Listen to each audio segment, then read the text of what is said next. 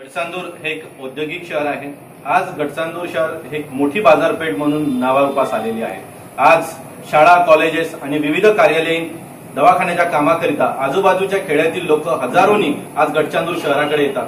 पण याच्याकरता तहसील कार्यालयाचे कुठलेही काम असल्यास गडचांदूर शहरातील आजूबाजूच्या येथील हजारो लाखो लोकांना इथून लांब असलेल्या कोरपाना शहरामध्ये जावं लागते। यामुळे आज जर हे गडचांदूर शहर जर तालुका झाला तर निश्चितच लोकांच्या दृष्टीतून, ग्रामीण लोकांच्या दृष्टीतून, शाळा, कॉलेजेस, विद्यार्थ्यांच्या दृष्टीतून, रुग्णांच्या दृष्टीतून हे अतिशय महत्वाचे आहे। आणि ही मागणी गेल्या 20 ते 25 वर्षापर्यंत गडचांदूर वासियांनी रेटून धरलेली आहे। यामध्ये महत्वाचं म्हणजे गडचांदूर तालुका संघर्ष समितीच्या माध्यमातून वारंवार धरणे आंदोलन, साखळी उपोषण करण्यात आलेले आहे आणि याची शासनाने तुरंत दखल घ्यावी। याआधी सुद्धा दखल घेतल्या गेलेली होती आणि काही निकष गडचांदूर तालुका का बरं झाला पाहिजे याकरिता जे निकष मागितले याचे निकषाची 100% पूर्तता आम्ही गडचांदूर तालुका संघर्ष समितीतर्फे करून दिलेली आहे। तरी सुद्धा आमच्या या प्रपोजलला, या संघर्ष समितीच्या या मागणीला केराचा टोपली दाखवल्या जात आहे। पण निश्चितच ही मागणी जर पूर्ण झाली नाही तर आता गडचांदूरवासी थांबणार नाही। आज रोजी याच गोष्टीचा निषेध म्हणून